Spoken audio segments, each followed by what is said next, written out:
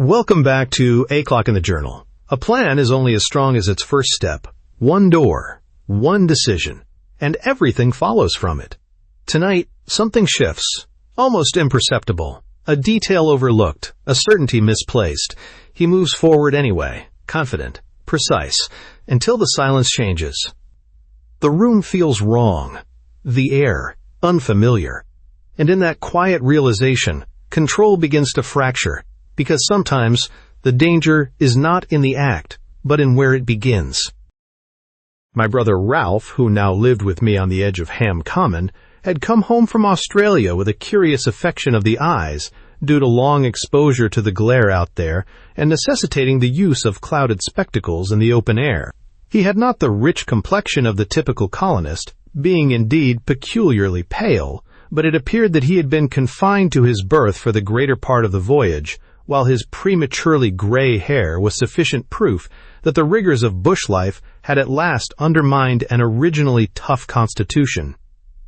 Our landlady, who spoilt my brother from the first, was much concerned on his behalf and wished to call in the local doctor, but Ralph said dreadful things about the profession and quite frightened the good woman by arbitrarily forbidding her ever to let a doctor inside her door. I had to apologize to her for the painful prejudices and violent language of these colonists, but the old soul was easily mollified. She had fallen in love with my brother at first sight, and she never could do too much for him. It was owing to our landlady that I took to calling him Ralph for the first time in our lives, on her beginning to speak of and to him as Mr. Raffles. "This won't do," said he to me. "It's a name that sticks. It must be my fault. She must have heard it from me," said I self-reproachfully. "You must tell her it's the short for Ralph." "But it's longer." "It's the short," said he, "and you've got to tell her so." Henceforth I heard as much of Mr. Ralph, his likes and dislikes, what he would fancy and what he would not, and oh, what a dear gentleman he was, that I often remembered to say, "Ralph, old chap, myself." It was an ideal cottage, as I said when I found it, and in it our delicate man became rapidly robust. Not that the air was also ideal, for, when it was not raining, we had the same faithful mist from November to March. But it was something to Ralph to get any air at all, other than night air, and the bicycle did the rest. We taught ourselves, and may I never forget our earlier rides, through and through Richmond Park when the afternoons were shortest, upon the incomparable Ripley Road when we gave a day to it. Raffles rode a Beeston Humber. A Royal Sunbeam was good enough for me, but he insisted on our both having Dunlop tires. They seemed the most popular brand. I had my eye on the road all the way from Ripley to Cobham, and there were more Dunlop marks than any other kind. Bless you, yes, they all leave their special tracks, and we don't want ours to be extra special. The Dunlop's like a rattlesnake, and the Palmer leaves telegraph wires, but surely the serpent is more in our line. That was the winter when there were so many burglaries in the Thames Valley from Richmond upward. It was said that the thieves used bicycles in every case, but what is not said? They were sometimes on foot to my knowledge, and we took a great interest in the series, or rather sequence of successful crimes.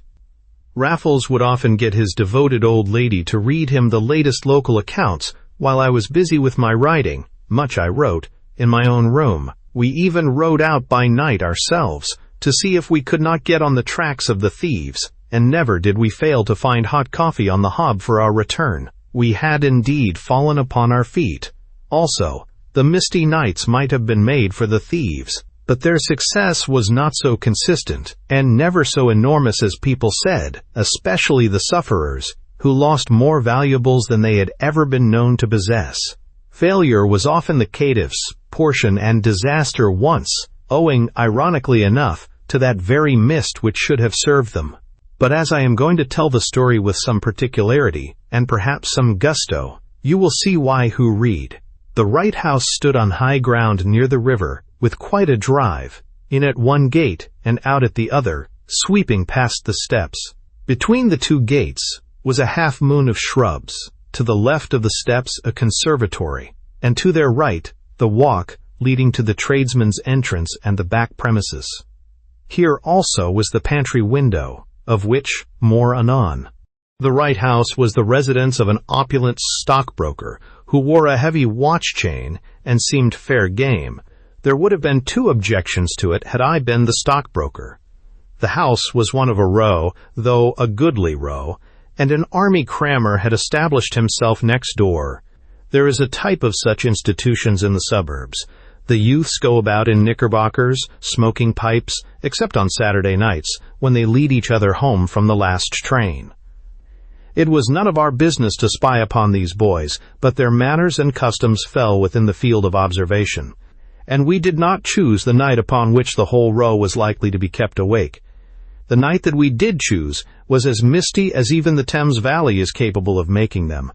Raffles smeared Vaseline upon the plated parts of his Beeston Humber before starting, and our dear landlady cosseted us both, and prayed we might see nothing of the nasty burglars, not denying as the reward would be very handy to them that got it, to say nothing of the honor and glory. We had promised her a liberal perquisite in the event of our success, but she must not give other cyclists our idea by mentioning it to a soul. It was about midnight when we cycled through Kingston to Surbiton, having trundled our machines across Ham Fields, mournful in the mist as those by Acheron, and so over Teddington Bridge. I often wonder why the pantry window is the vulnerable point of 9 houses out of 10. This house of ours was almost the 10th, for the window in question had bars of sorts, but not the right sort. The only bars that Raffles allowed to beat him were the kind that are let into the stone outside. Those fixed within are merely screwed to the woodwork, and you can unscrew as many as necessary if you take the trouble and have the time. Barred windows are usually devoid of other fasteners worthy the name. This one was no exception to that foolish rule, and a push with the penknife did its business. I am giving householders some valuable hints, and perhaps deserving a good mark from the critics. These in any case are the points that I would see to were I a rich stockbroker in a riverside suburb. In giving good advice, however, I should not have omitted to say that we had left our machines in the semicircular shrubbery in front, or that Raffles had most ingeniously fitted our lamps with dark slides, which enabled us to leave them burning. It proved sufficient to unscrew the bars at the bottom only, and then to wrench them to either side. Neither of us had grown stout with advancing years, and in a few minutes we both had wormed through into the sink, and thence to the floor. It was not an absolutely noiseless process, but once in the pantry we were mice, and no longer blind mice. There was a gas bracket, but we did not meddle with that. Raffles went armed these nights with a better light than gas. If it were not immoral, I might recommend a dark lantern, which was more or less his patent. It was that handy invention, the electric torch, fitted by Raffles with a dark hood to fulfill the functions of a slide. I had held it through the bars while he undid the screws, and now he held it to the keyhole, in which a key was turned upon the other side. There was a pause for consideration, and in the pause we put on our masks. It was never known that these Thames Valley robberies were all committed by miscreants decked in the livery of crime, but that was because until this night we had never even shown our masks. It was a point upon which Raffles had insisted on all feasible occasions since his furtive return to the world. Tonight it twice nearly lost us everything, but you shall hear. There is a forceps for turning keys from the wrong side of the door, but the implement is not so easy of manipulation as it might be. Raffles, for one, preferred a sharp knife in the corner of the panel. You go through the panel, because that is thinnest, of course in the corner nearest the key, and you use a knife when you can because it makes least noise. But it does take minutes, and even I can remember shifting the electric torch from one hand to the other before the aperture was large enough to receive the hand and wrist of Raffles. He had at such times a motto of which I might have made earlier use, but the fact is that I have only once before described a downright burglary in which I assisted, and that without knowing it at the time. The most solemn student of these annals cannot affirm that he has cut through many doors in our company, since, what was to me, the maiden effort to which I allude. I, however, have cracked only too many a crib in conjunction with A.J. Raffles, and at the crucial moment he would whisper, "Victory or Wormwood Scrubs, Bunny!" Or instead of Wormwood Scrubs, it might be Portland Bill. This time it was neither one nor the other, for with that very word victory upon his lips, they whitened and parted with the first taste of defeat. "My hand's held!" gasped Raffles, and the white of his eye showed all round the iris, a rarer thing than you may think. At the same moment I heard the shuffling feet and the low, excited young voices on the other side of the door, and a faint light shone round Raffles' wrist. "Well done, Beefy! Hang on to him!" "Good old Beefy. Beefy's got him." "So have I! So have I!" And Raffles caught my arm with his one free hand. "They've got me tight," he whispered. "I'm done." Blazed through the door. I urged and might have done it had I been armed. But I never was. It was Raffles who monopolized that risk. "I can't. It's the boys, the wrong house," he whispered. "Curse the fog. It's done me. But you get out, Bunny, while you can. Never mind me. It's my turn, old chap." His one hand tightened in affectionate farewell. I put the electric torch in it before I went, trembling in every inch, but without a word. Get out. His turn. Yes, I would get out, but only to come in again, for it was my turn. Mine, not his. Would Raffles leave me held by a hand through a hole in a door? What he would have done in my place was the thing for me to do now. I began by diving headfirst through the pantry window and coming to earth upon all fours. But even as I stood up and brushed the gravel from the palms of my hands and the knees of my knickerbockers, I had no notion what to do next. And yet, I was halfway to the front door before I remembered the vile crepe mask upon my face and tore it off as the door flew open and my feet were on the steps. "He's into the next garden," I cried to a bevy of pajamas with bare feet and young faces at either end of them. "Who? Who?" said they, giving way before me. "Some fellow who came through one of your windows head first." "The other Johnny, the other Johnny," the cherubs chorused.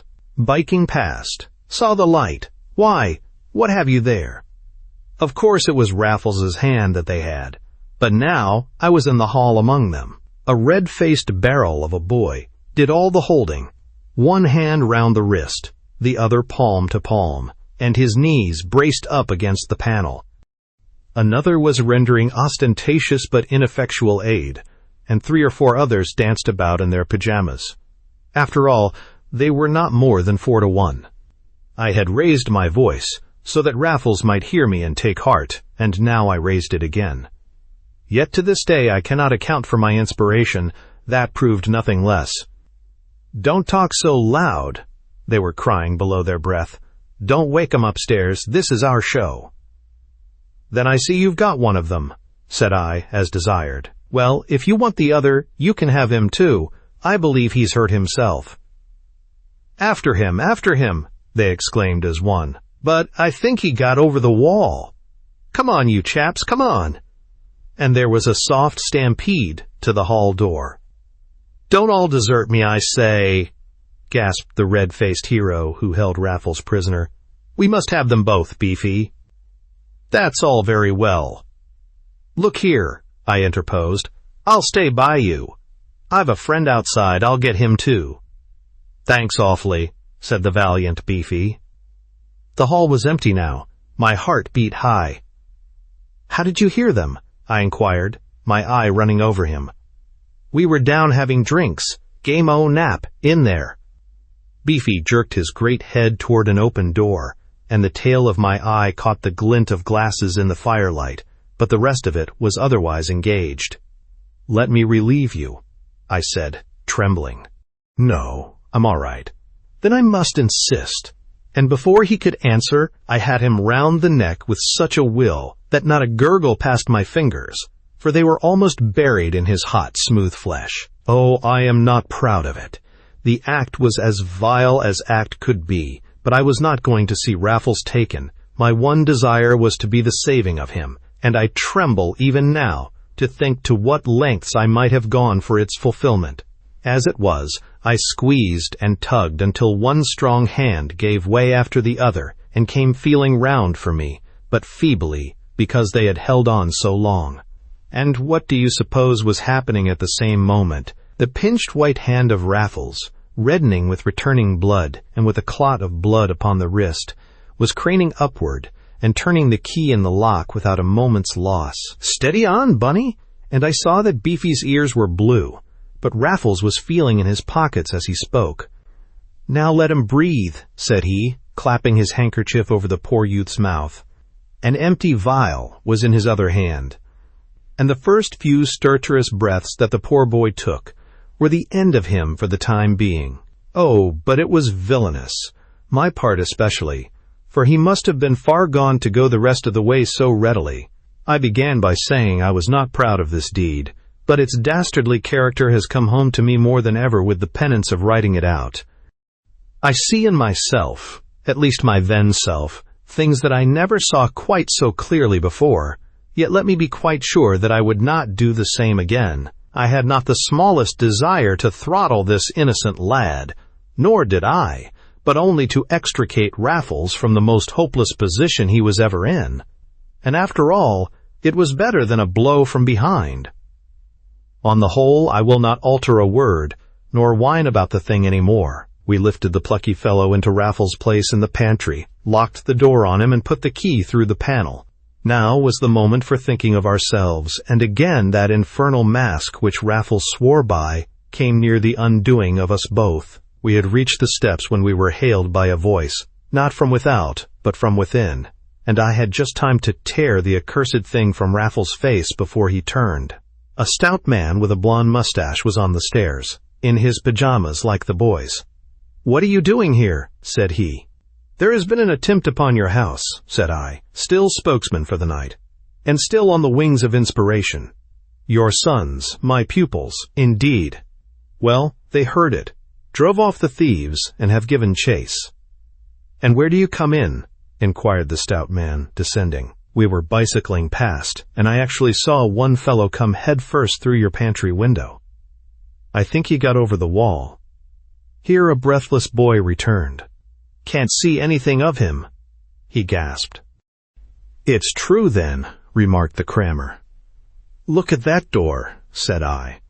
But unfortunately, the breathless boy looked also, and now he was being joined by others equally short of wind. "Where's Beefy?" he screamed. "What on earth's happened to Beefy? My good boys!" exclaimed the crammer. "Will one of you be kind enough to tell me what you've been doing, and what these gentlemen have been doing for you? Come in all, before you get your death. I see lights in the classroom, and more than lights. Can these be signs of a carouse?" "A very innocent one, sir," said a well-set-up youth with more mustache than I have yet. "Well, Ulfert, boys will be boys. Suppose you tell me what happened, before we come to recriminations." The bad old proverb was my first warning. I caught two of the youths exchanging glances under raised eyebrows. Yet their stout, easy-going mentor had given me such a reassuring glance of sidelong humor as between man of the world and man of the world that it was difficult to suspect him of suspicion. I was nevertheless itching to be gone. Young Ulfert told his story with engaging candor. It was true that they had come down for an hour's nap and cigarettes, well, and there was no denying that there was whiskey in the glasses. The boys were now all back in their classroom, I think entirely for the sake of warmth, but Raffles and I were in knickerbockers and Norfolk jackets, and very naturally remained without, while the army crammer, who wore bedroom slippers, stood on the threshold with an eye each way. The more I saw of the man, the better I liked, and the more I feared him. His chief annoyance thus far was that they had not called him when they heard the noise, that they had dreamt of leaving him out of the fun. But he seemed more hurt than angry about that. "Well, sir," concluded Ulfert, "we left old Beefy Smith hanging on to his hand, and this gentleman with him, so perhaps he can tell us what happened next." "I wish I could," I cried, with all their eyes upon me, for I had had time to think. "Some of you must have heard me say I'd fetch my friend in from the road?" "Yes, I did," piped an innocent from within. "Well, and when I came back with him, things were exactly as you see them now. Evidently the man's strength was too much for the boys, but whether he ran upstairs or outside, I know no more than you do." "It wasn't like that boy to run either way," said the crammer, cocking a clear blue eye on me, "but if he gave chase, it wasn't like him even to let go." "I don't believe Beefy ever would," put in Olfert. "That's why we gave him the billet." "He may have followed him through the pantry window," I suggested wildly. "But the door's shut," put in a boy. "I'll have a look at it," said the crammer. And the key no longer in the lock, and the insensible youth within. The key would be missed, the door kicked in. Nay, with the man's eye still upon me, I thought I could smell the chloroform. I thought I could hear a moan, and prepared for either any moment. And how he did stare! I have detested blue eyes ever since, and blonde mustaches, and the whole stout, easy-going type that is not such a fool as it looks. I had brazened it out with the boys, but the first grown man was too many for me, and the blood ran out of my heart as though there was no Raffles at my back. Indeed, I had forgotten him. I had so longed to put this thing through by myself. Even in my extremity, it was almost a disappointment to me when his dear, cool voice fell like a delicious draught upon my ears. But its effect upon the others is more interesting to recall. Until now, the crammer had the center of the stage, but at this point, Raffles usurped a place which was always his at will. People would wait for what he had to say, as these people waited now for the simplest and most natural thing in the world. "One moment," he had begun. "Well," said the crammer, relieving me of his eyes at last, "I don't want to lose any of the fun." "Nor must you," said the crammer with emphasis. "But we've left our bikes outside, and mine's a beastin' humber," continued Raffles. "If you don't mind, we'll bring 'em in before these fellows get away on them." And out he went without a look to see the effect of his words, I after him with a determined imitation of his self-control. But I would have given something to turn round. I believe that for one moment the shrewd instructor was taken in, but as I reached the steps I heard him asking his pupils whether any of them had seen any bicycles outside. That moment, however, made the difference. We were in the shrubbery, Raffles with his electric torch drawn and blazing, when we heard the kicking at the pantry door, and in the drive with our bicycles before man and boys poured pell-mell down the steps. We rushed our machines to the nearer gate, for both were shut, and we got through and swung it home behind us in the nick of time. Even I could mount before they could reopen the gate, which Raffles held against them for half an instant with unnecessary gallantry. But he would see me in front of him, and so it fell to me to lead the way. Now I have said that it was a very misty night, hence the whole thing, and also that these houses were on a hill. But they were not nearly on the top of the hill, and I did what I firmly believe that almost everybody would have done in my place. Raffles, indeed, said he would have done it himself, but that was his generosity, and he was the one man who would not. What I did was to turn in the opposite direction to the other gate, where we might so easily have been cut off, and to pedal for my life. Uphill. "My God," I shouted when I found it out. "Can you turn in your own length?" asked Raffles, following loyally, not certain. "Then stick to it. You couldn't help it. But it's the devil of a hill. And here they come." "Let them," said Raffles, and brandished his electric torch, our only light as yet. "A hill seems endless in the dark, for you cannot see the end, and with the patter of bare feet gaining on us, I thought this one could have no end at all. Of course, the boys could charge up it quicker than we could pedal, but I even heard the voice of their stout instructor growing louder through the mist. "Oh, to think I've let you in for this," I groaned, my head over the handlebars, every ounce of my weight first on one foot and then on the other. I glanced at Raffles, and in the white light of his torch, he was doing it all with his ankles, exactly as though he had been riding in a gymkhana. "It's the most sporting chase I was ever in," said he. "All my fault. My dear Bunny, I wouldn't have missed it for the world." Nor would he forge ahead of me, though he could have done so in a moment, he who from his boyhood had done everything of the kind so much better than anybody else. No, he must ride a wheel's length behind me, and now we could not only hear the boys running, but breathing also. And then of a sudden I saw Raffles on my right striking with his torch. A face flew out of the darkness to meet the thick glass bulb with the glowing wire enclosed. It was the face of the boy Ulfert with his enviable mustache, but it vanished with the crash of glass, and the naked wire thickened to the eye like a tuning fork struck red hot. I saw no more of that. One of them had crept up on my side also. As I looked, hearing him pant, he was grabbing at my left handle, and I nearly sent Raffles into the hedge by the sharp turn I took to the right. His wheel's length saved him, but my boy could run, was overhauling me again, seemed certain of me this time, when all at once the sunbeam ran easily, every ounce of my weight with either foot once more, and I was over the crest of the hill, the gray road reeling out from under me as I felt for my brake. I looked back at Raffles. He had put up his feet. I screwed my head round still further, and there were the boys in their pajamas, their hands upon their knees, like so many wicket-keepers, and a big man shaking his fist. There was a lamp-post on the hilltop, and that was the last I saw. We sailed down to the river, then on through Thames Ditton as far as Esher Station, when we turned sharp to the right, and from the dark stretch by Imber Court came to light in Molesey, and were soon pedalling like gentlemen of leisure through Bushy Park, our lights turned up, the broken torch put out and away. The big gates had long been shut, but you can maneuver a bicycle through the others. We had no further adventures on the way home, and our coffee was still warm upon the hob. "But I think it's an occasion for Sullivans," said Raffles, who now kept them for such. "By all my gods, Bunny, it's been the most sporting night we ever had in our lives.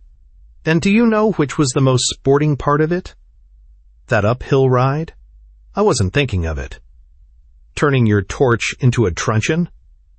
My dear Bunny, a gallant lad. I hated hitting him." "I know," I said. "The way you got us out of the house." "No, Bunny," said Raffles, blowing rings. "It came before that, you sinner, and you know it." "You don't mean anything I did?" said I, self-consciously, for I began to see that this was what he did mean. And now at latest it will also be seen why this story has been told with undue and inexcusable gusto. There is none other like it for me to tell. It is my one ewe-lamb in all these annals, but Raffles had a ruder name for it. "It was the apotheosis of the bunny," said he, but in a tone I never shall forget. I hardly knew what I was doing or saying. I said, "The whole thing was a fluke." "Then," said Raffles, "it was the kind of fluke I always trusted you to make when runs were wanted."